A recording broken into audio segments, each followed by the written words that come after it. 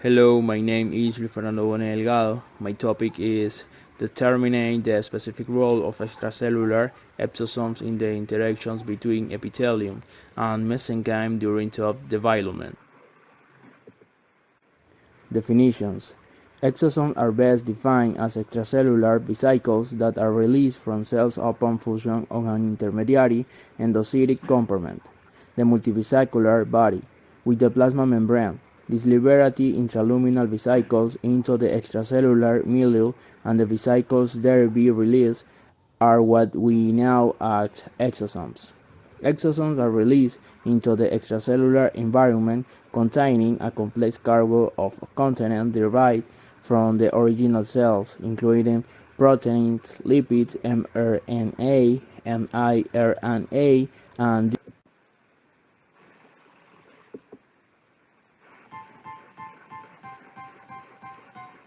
Exosomes are fascinating vesicles discovered about 15 years ago that has been grown since then a lot. Just originally they were viewed as very generic vesicles that allows cells to get rid of some unnecessary proteins, so they were essentially viewed as garbage bags for many years.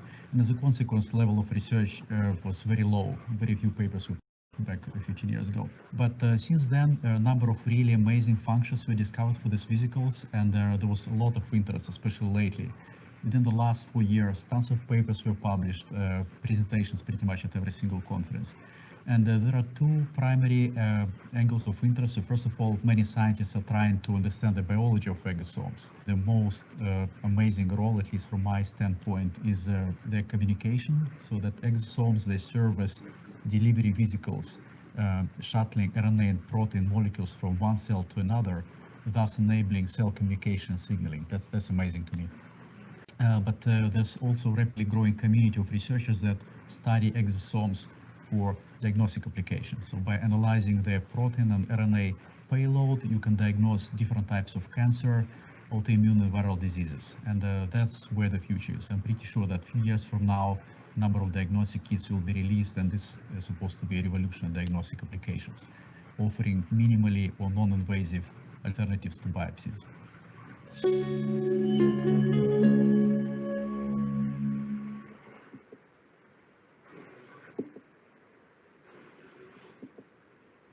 application in dentistry. The oral cavity contains various tissues, such as teeth, jaws, gingiva, oral mucus, gland, and cartilage, and most of these tissues contain stem cells. These oral tissues stem cells show a variety of gut characteristics, which may relate to the unique tissue origin of the oral cavity and the complexity of the oral environment. The gingiva is characterized by mild, reduced inflammation, rapid revitalizations, and fetal-like scarless healing, which endows the GMSCS with good immunoregulation. Field is, of course, extremely exciting, has huge opportunities, but also many hurdles. In fact, the NIH, the American government, just decided to fund $130 million for this type of research only just because they see the enormous potential it might have.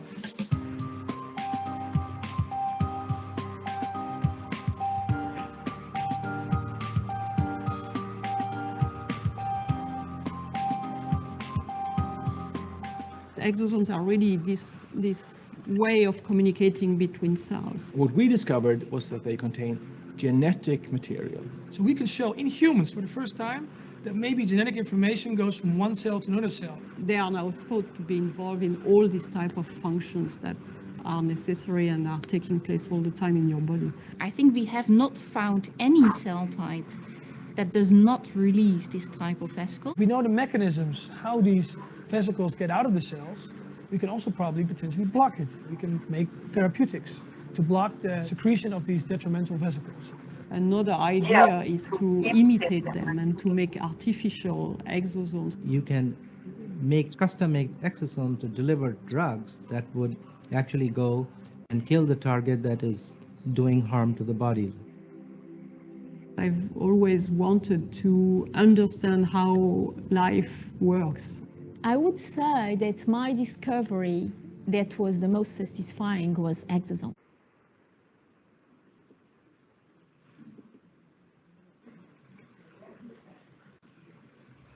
Pros. Basement membrane is an indispensable structure in epithelium and mesenchyme development, including enamel and dentin formation in tooth morphogenesis. Exosomes may substitute mesenchyme cells in stimulating the epithelium to produce the stomachal amelogenesis scaffolding proteins. Therefore, epithelium or mesenchyme exosomes may, the last partially, substitute their parent cells and reciprocally induce cellular differentiations and Cons. But nerve density and microbical density were increased in gingival MSC, exosomes-treated wounds.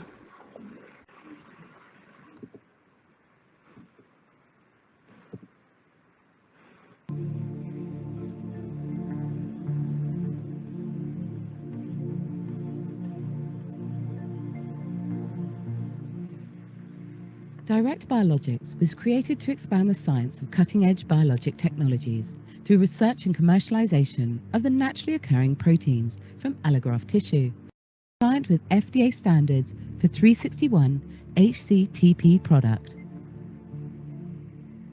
Cells by nature work to heal, repair, and reconstruct the body.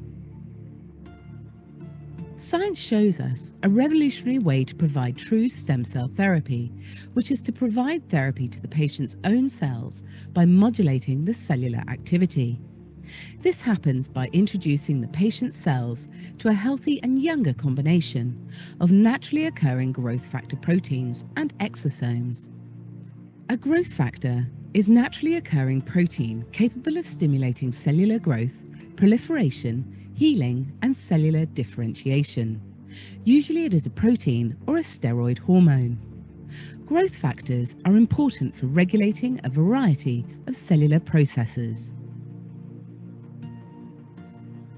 Let's find out how exosomes are made. Inside the cell, a cell membrane forms inward, forming a special type of lipid vesicle called an endosome.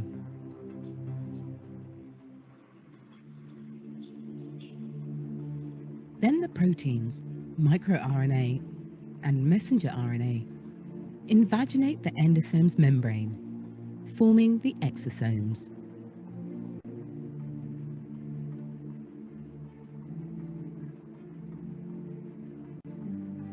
Endosomes then fuse with the surface of the cell, releasing the exosomes outside of the cell. Due to the observation of this process, historically, exosomes were believed to be a waste byproduct of cells. But when researched further, and it was discovered that, in fact, these are the mediating mechanism involved in direct cell-to-cell communication.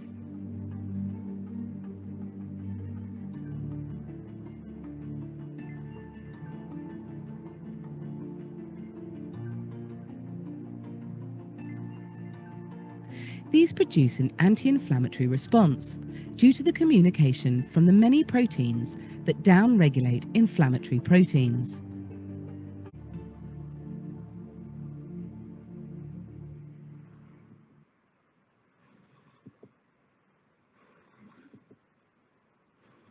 Issue applied in Ecuador. Recent studies have shed valuable light on the applicable functionality of exosomes by combining all cells from an aging organism with immature cells from a younger organism. It is observed that the exosomes available in the younger stem cell will take on the role of revitalization the aging cells. This healing technique is currently being applied in regenerative medicine.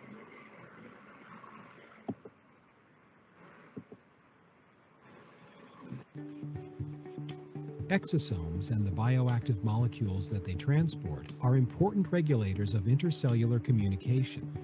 Scientists are increasingly studying these extracellular vesicles to understand their function in cell-to-cell communication and to explore diagnostic and therapeutic applications. Traditionally, exosome isolation has been tedious, time-consuming, and subject to experimental variability.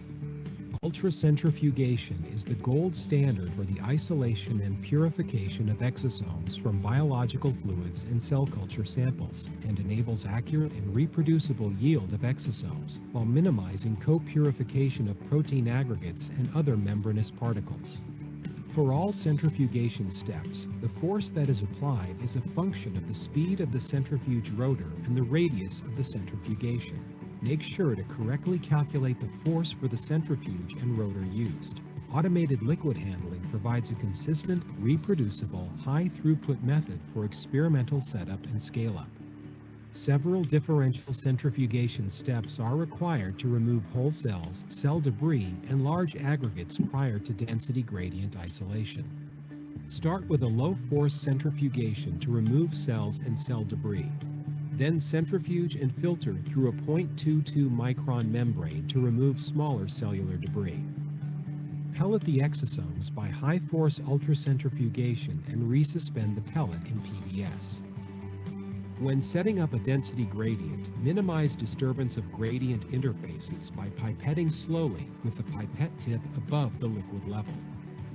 Layer the resuspended exosome solution onto the gradient and ultracentrifuge. Density gradient ultracentrifugation is used to isolate exosomes from co-purified proteins and other membrane vesicles. Exosome sediment in the range of 1.13 to 1.19 grams per milliliter. Ultracentrifuge the gradient fractions to pellet the exosomes.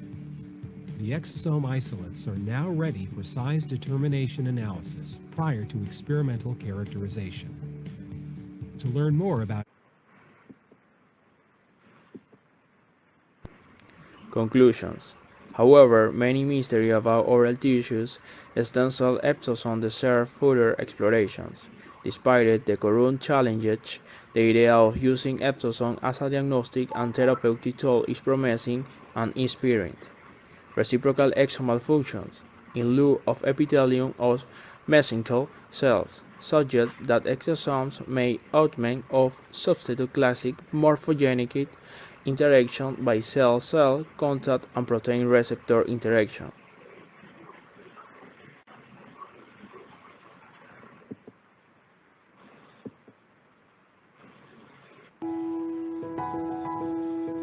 Stem cells, when they are viable, they produce a signaling protein known as an exosome. The exosome is what we're looking for. It tells other stem cells to wake up, and it also tells those stem cells to start doing their job. That's why we're looking for viable stem cells in high numbers. I have a line of exosomes, or these signaling proteins, that are specific to skin. I have another exosome that is specific to something called a chondrocyte, so joint rejuvenation. If I want to use the exosome to treat wear and tear arthritis, it's about a third of the cost of doing actual stem cell therapy.